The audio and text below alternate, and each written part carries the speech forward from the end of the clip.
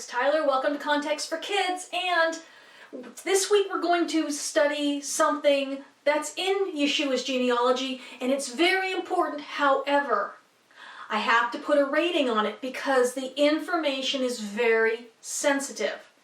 Now, it's rated PG-13 because we're going to be talking about a woman named Tamar, and your parents need to give you permission before you watch this. As a matter of fact, I don't want you to watch it without your parents there.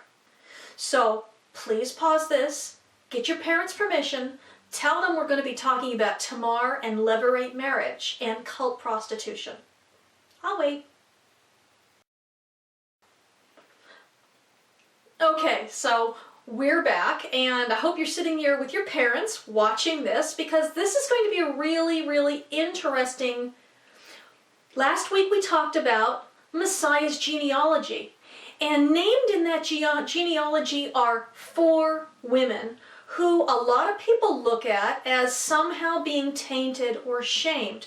But the interesting thing about this is that if we look at it from a biblical viewpoint, the viewpoint that would have been had of people back in the times when the Old Testament and the New Testament was written, we wouldn't have looked at them as tainted women. We would have looked at them as vindicated and honored women. It's going to seem strange to us, but that's why we're here. And for this week and the next 3 weeks after it, we're going to be talking about these women. But I also want to let you know that, one of the really cool things about Yeshua and about the Bible is that there are 9 women in Yeshua's or Jesus's genealogy that were shamed in one way or another, rightly or wrongly.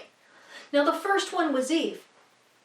And of all of these, Eve is the only one we're going to see that's really, she's really given the least time, and she's not really vindicated, ever. And neither is Adam. When they were in the garden and they did wrong, they never apologized. They just pushed off blame. But we're going to be dealing with other women in the Bible. We're going to be dealing with 8 of them. Okay? And we're going to actually cover 4 of them today. Yeah, 4 of them. 3 we're going to go through really quick. Or is it 4 we're going to go through really quick? No, we're going to go through 3 really quick. We're going to cover the next 4 over the next 4 weeks. And we're going to cover the last one, Mary, when we get into the Gospel of Luke. And you'll see in there why we waited. So it's the coolest story of all. But as far as shamed women in Messiah's genealogy, first we have Abraham's wife, Sarah. Now you would say, Sarah, are you kidding? Sarah's not shamed? Look at Sarah, she was amazing. Well, that's not the way they would have looked at it back then. She was a barren woman. She was barren for oh my gosh, over 70 years. Probably like 75 years. In the ancient world, a barren woman was seen as cursed. They didn't know all the medical stuff we know now. They had no idea how many things could go wrong. They thought that a man's sperm was a literal seed, that it would get implanted in the woman's womb like soil. So when they talk about the seed of the man, they actually really literally believed this was true, and they thought of it in terms of farmers planting seeds. I mean, it's not like they were, they didn't have our medical science. How could they? No one had discovered it yet, and God didn't come to teach people science. He came to reveal his character and to show us how to get back to being the way that it was supposed to be in the garden. But I keep talking about that. The next shamed woman was Rebecca, Isaac's wife. So here we have the next generation.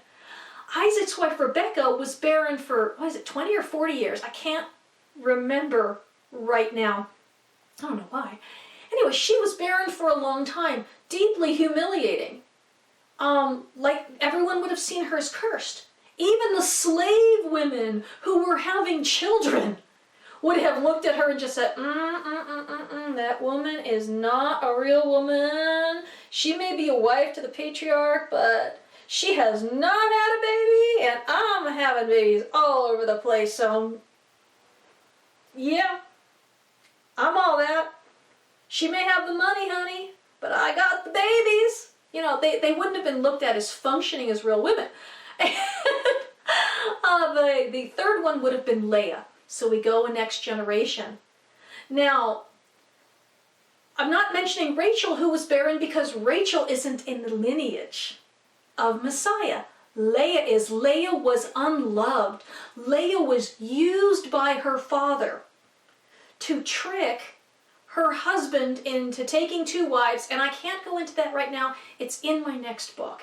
And so is the story about Tamar and Bathsheba, and you know, that we're going to go through in the next couple weeks. It's going to be more in detail. I'm also a better writer than I am just talking, so you'll get a lot more out of that. I hope you'll take a look at that. But we're going to give you the quickie version today. So, Tamar. Why is Tamar mentioned in Messiah's genealogy? Because out of all the stories, except for Bathsheba, well, no, and then, you know what, they're all just, only Ruth doesn't seem shocking. But the other ones seem shocking. So here we go. Why is Tamar mentioned in Messiah's genealogy?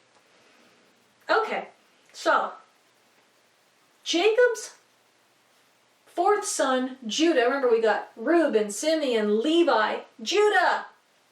Oh, and how was Leia, the unloved wife, vindicated? Because these women were all vindicated. Sarah threw a miraculous birth. Rebecca threw a miraculous birth after that many years. Leia, because the kingship line came through her, and so did the priesthood line. Wow, so she's got like all the royalty of the Jews coming through her body, not through Rachel's. Of course, Rachel had Joseph, but you know, that's cool too. But we're talking about Messiah's line. So anyway, Judah, Leia and Jacob's 4th son, he married a Canaanite. And you're like, oh no, not a Canaanite, they're cursed. You're right, they are cursed. Although none of the other sons of Ham, Noah's son, were cursed. Canaan was. So Judah married a Canaanite who gave birth to 3 sons, Er, Onan, and Shelah. And so he went off to get wives for these 3 Canaanite boys, and he was no longer living with his family now. He'd gone off to live with the Canaanites right after Joseph got sold into slavery. Got guilt? Yeah, I think he left because he couldn't stand to see his father suffering, but he also wasn't willing to ease his father's suffering by saying, you know, oh, we just sold him into slavery, let's go look for him. Neither here nor there. Okay, so he went to get a wife for his son Er.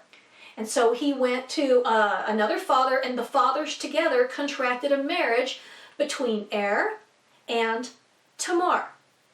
Now, I'm going to teach you about the really cool and interesting thing about what Tamar's rights were.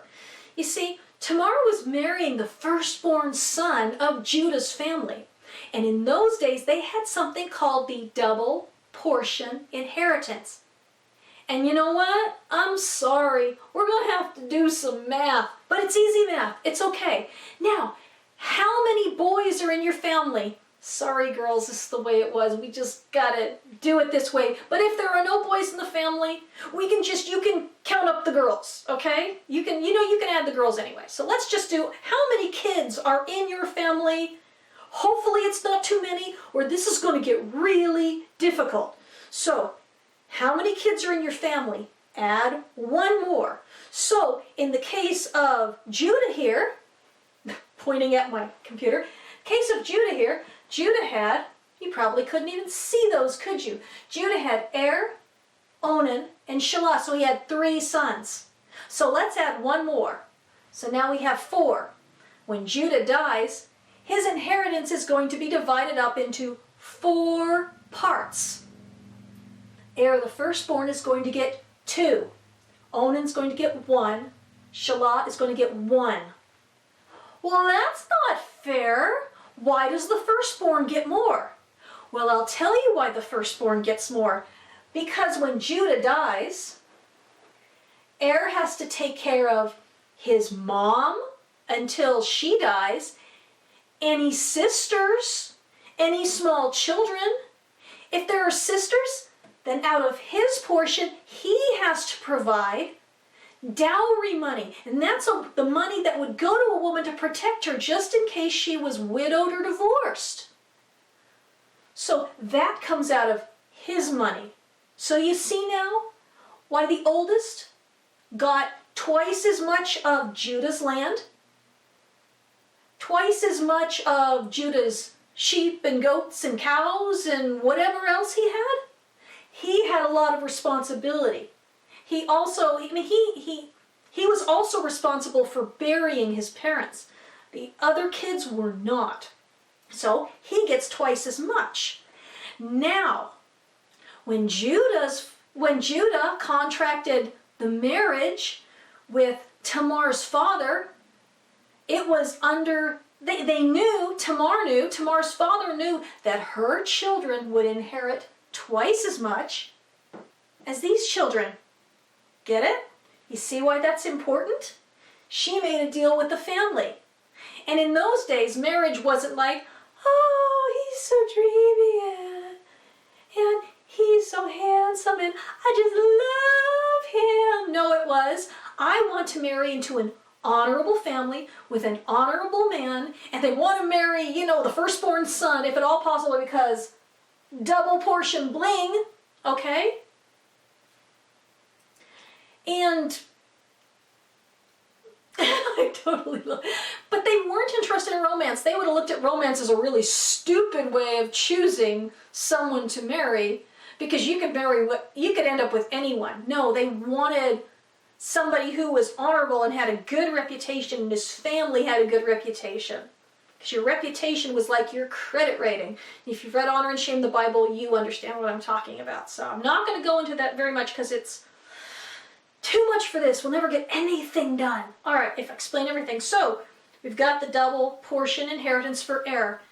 And so whatever belongs to heir, by extension, belongs to Tamar's children by right. And one of the things in the marriage covenant, that gave Tamar the right to have heir's children. I gotta stop that. All right, so we went through how that works.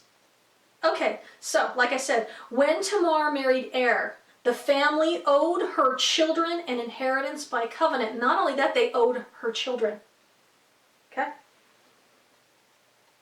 So what happened when God decided that Er was evil and killed him? Well, we get something called levirate marriage.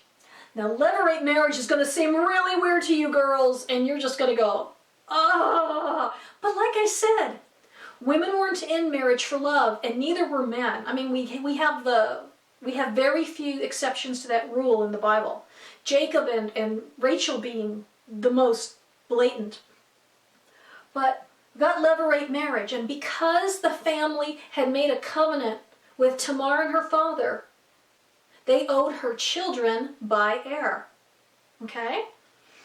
So how does levirate marriage work? Well, levirate marriage was the law throughout the ancient Near East. As a matter of fact, if you read the law codes of Hammurabi and Lipit-Ishtar and of the Hittites and Urnami and just all the different, you will see levirate marriage. Because it was just the way things were. You needed to carry on a man's line. Okay, because that was the way the woman was taken care of and her children. Levirate marriage meant that if a woman's husband died, then a male relative was required to either marry her, or if that was impossible, okay, to at least give her children, to have sexual relations with her and get her pregnant. Okay? Because that was what the family owed her. She had a right to children. She wanted to be a mother. Okay? A mother was how she was cared for in her own age. It was her honor to have children. A woman who died as a widow in her father's home childless was shamed. The family had an obligation to make sure she wasn't shamed just because her husband died. Okay, I hope this is making sense. And like I said, this was the law all over the ancient world. Now, in the ancient Near East, it could be the father-in-law. She could marry the father-in-law, she could marry the uncle, she could marry the brother. But in Israelite law, that wouldn't happen for hundreds of years later. In Israelite law, it was only the brothers. Not the father-in-law, not the uncles, not any of these, random male relatives, okay? She was to marry somebody her own age, or only a little bit older. All right. So, otherwise, she's going to end up a widow again. Okay, so, like I said, ancient marriages were about love, were not about love, but about honor and loyalty. Did you know the word love is not mentioned in the word loyalty. Loyalty is not mentioned in the Bible like at all? How can it be when that's one of God's greatest character traits that we don't see loyalty mentioned? Well, it's because the word chesed, which is translated as love, actually would be better translated as covenant loyalty. That is, when two people make a promise, they are loyal to one another forever. That's why God's chesed, his covenant loyalty, means he will never leave us or forsake us. Yeshua, Jesus' covenant loyalty meant that he was willing to die, okay, for us. That's chesed. That's covenant loyalty. That's love. That's love. See, love, ooshy, gooshy, gooshy love can change. If two people aren't saying, I'm going to be loyal to you forever, and, even if you're acting like a gooberhead and you go bald, and if you're a woman, you get a mustache, and I don't know anybody that happens to. Just don't look too close, okay? All these things. If you get overweight, if this, I will love you and honor you and be loyal to you to death. That is biblical love. That's an awesome thing. Cool. Okay, so Tamar had legal rights. She had a right to children. She knew it. So, Judah does give Tamar to Onan.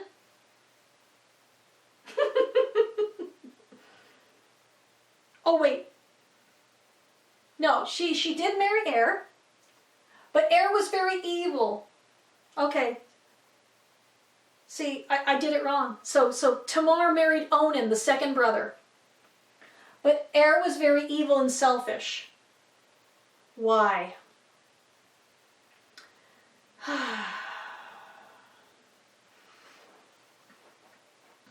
We're going to go back.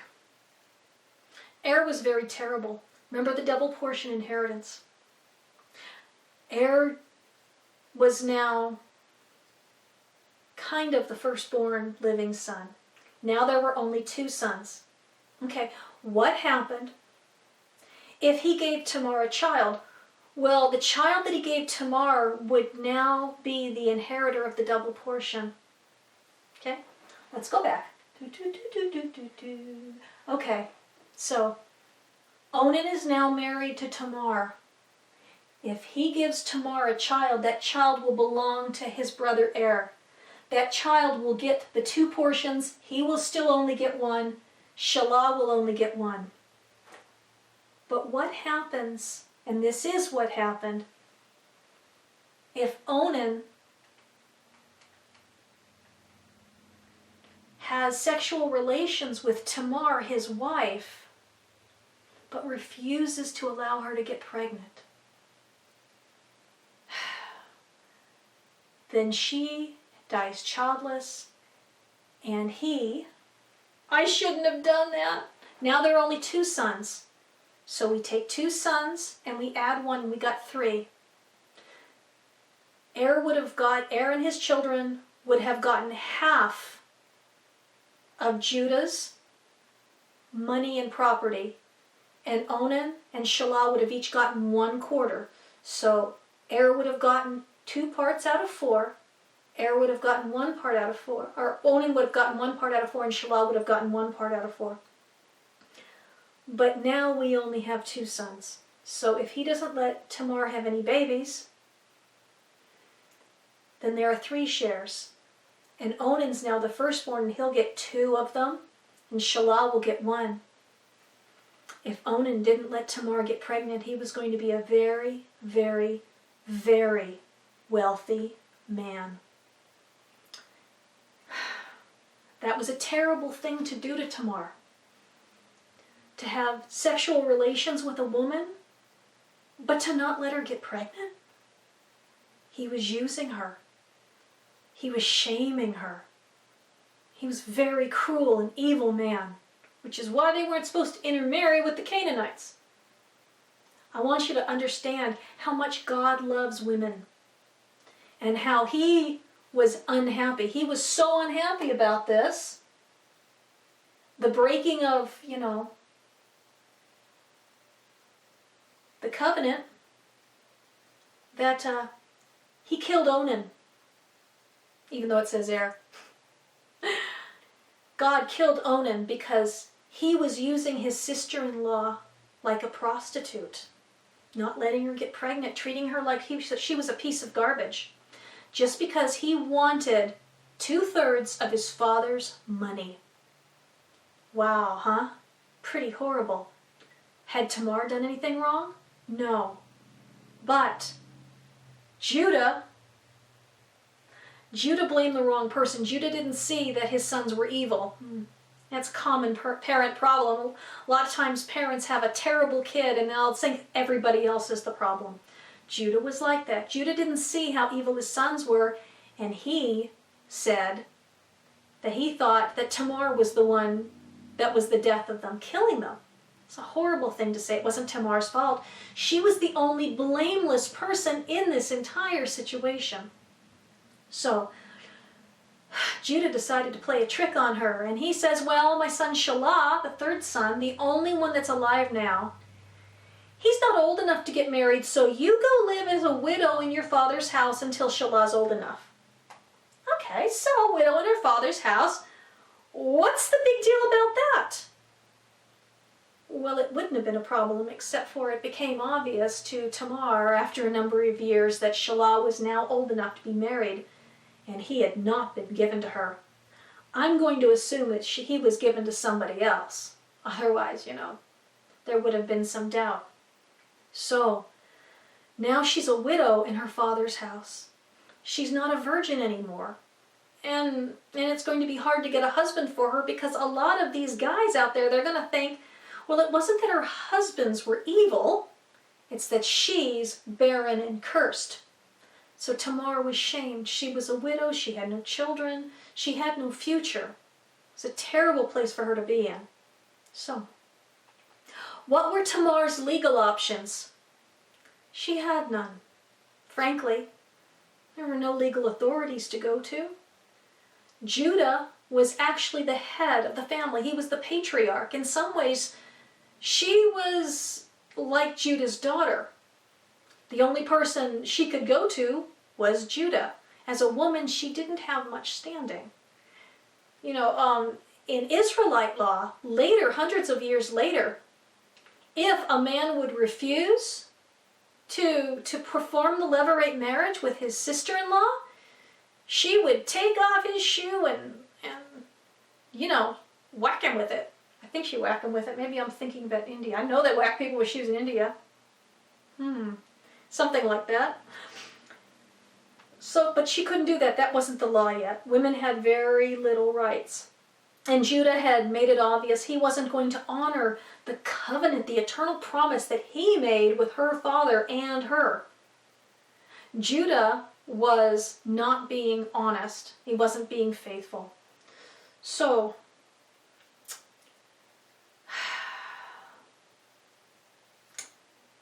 she did something wrong, kind of. She did something that we look at and we just go, that is incredibly shameful. What she did was she posed as something that's called a cult prostitute. Now, you probably know what a prostitute is. Prostitutes are women who sell themselves to men for sexual relations. And it's a terrible way of life. But in the ancient Near East, to be a cult prostitute was actually in some ways an honorable way of life, because you were serving as a priestess. And if a man had sexual relations with a cult prostitute, it was like he was binding himself to her god in a spiritual marriage, which is why God said, you're not going to do that. And it's also why God did not allow female priests, because he didn't even want the illusion. He didn't want other nations to say, oh, they have female priests. They must practice cult prostitution. God did not want the women, the Israelite women, to be looked at like that. Okay? So that's just one of the reasons, we see that women aren't priests, because appearances are important. So she posed as a cult prostitute, and she met Judah on the side of the road at the time of the sheep shearing, and he'd just been recently widowed, and he promised to pay her a young goat in exchange for having sex with her. Okay? Now, was this legal in the ancient Near East? Well, actually, yes, it was. Do you remember that I said in the levirate marriages of the ancient Near East, remember, God's laws haven't been written yet. Those are given when Israel becomes a nation. In the ancient Near East, remember, it wasn't just limited to having children with the brothers. Could be the father-in-law, could be the uncle. Some man in the family would owe children to the widow. Judah was not living as an Israelite. Judah was living among the Canaanites. So for Tamar, what she was doing was legally justified. Absolutely. And it wasn't all that far off of what Israelite law allowed. Although Israelite law does forbid incestuous relations of all kind, and a man may not have sexual relations with his daughter-in-law, but this was before that. And like I said, Tamar was a Canaanite. Well, I believe Tamar was a Canaanite. It doesn't really say. He was living among the Canaanites. I guess it's entirely possible she could have been the daughter of one of his brothers. It's possible. We just don't know. But still, this was the law of the land that they were living in. Well, Judah didn't have a goat with him, and so she said, well, I will accept your cord, your staff, and your seal. And I should have put pictures up of the seals. The cord, staff, and seal, and so he gave them to her, were like your driver's license, credit card, and passport. They allowed you to do business. Now, the seal was this, it was either a clay disc that could be pressed into something to put your mark, or you could be rolled and baked into something. So these were his identification. These were uniquely his. They wouldn't be like anyone else's. And if you actually want to look, it's really cool. If you go onto Google Images, which is like my favorite place, look at ancient Near Eastern seals, S-E-A-L-S. Oh, I guess we got it right here. Not the, but the ones that they would roll and make pictures with. It was like your signature. All right. So Judah sends his friend back to the city to give to the woman he thought was a cult prostitute the goat he had promised, the young goat he had promised. Well, she wasn't there. And not only that, but the people in the city said, we don't have any cult prostitutes. What kind of town do you think this is? They might have said that last part, but this is the Miss Tyler version of the Bible. We don't have no cult prostitutes around here. You're crazy. I don't know what you're... Yeah. Okay, anyway. So, a few months later, Judah kind of says, well, this is kind of embarrassing because she's got my cord, staff, and seal, but what can we do? It's not like we can, she's not there, she's not there. Who knows what happened? So, a few months later, Judah finds out that his daughter-in-law, Tamar, is pregnant. And he is outraged, and he said, burn her up! She's an adulteress. What? Yeah, that's how they used to punish adulteresses in some parts of the ancient Near East. Other places they throw her in the water, and if she survived to get to the shore, then obviously she was innocent, because all innocent people know how to swim, right? I'm pretty guilty. I'm a terrible swimmer. I drowned and they'd say, oh, adulteress. There we go. Okay, so he said, burn her up. She's an adulteress. And so they're going to get her. And she says, oh, well, I have this cord, staff, and seal here. Hey, these belong to you. And he looks at them. And he understands that he was wrong. He owed Tamar to marry her to Shelah. He owed it to her by contract. He had made a sworn oath and a covenant, and people did that in the name of God, or whoever their gods were. But when Judah swore that covenant, he swore by the name of our God, the God of Abraham, Isaac, and Jacob. He swore by the actual name. And he realized he had done wrong, and she had simply asserted her rights that he had deprived her of. And he said, she is more righteous than I am. Wait, a woman who dressed like a cult prostitute on the side of the road and had sexual relations with her own father-in-law is righteous? Well, what does righteous mean? I mean, that sounds kind of messed up to the modern mind, right? But I want you to remember this, because this is going to be so important in all your adult life. This is probably one of the most important things I can tell you about the Bible. The word righteous is a legal term. And when you compare two people, one will be judged righteous and the other will be judged guilty. See, judgment isn't a bad thing. We want to be judged. If we've done right, it's like, please judge me in this. Have you ever had somebody say a lie about you? And you say, God, please judge me. Vindicate me. I'm innocent.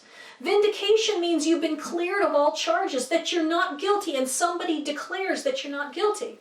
Well, that's what Judah did, and as the head of the family, he had the right. He said, she is righteous, I am guilty. She simply did what was her rights to do, and I deprived her of her rights. Wow, huh? I mean, it seems crazy to us, but we have to remember that Tamar didn't live in the 21st century. And the things that seemed right and wrong to us would not have seemed that way to her.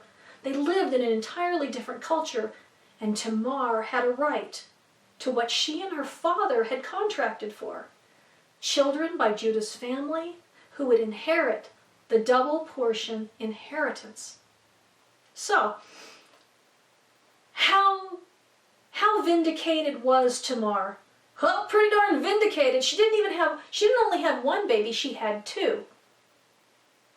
Judah lost 2 sons. He gained 2 sons. Of course, he never had any sexual relations with her ever again. Of course, she really was only in this for having children. That was the way that she fulfilled her role in life. That was what ancient women wanted. They wanted to be honorable wives and mothers. And now she had that, and she had her children who would have the double portion inheritance. Actually, they would have more than that, because now there was only Shelah left. But isn't that cool? I love that story. Once you understand it, you see that Tamar was just doing what she had to do, what was her right to do. Now, so our original question, why was Tamar included in the genealogy?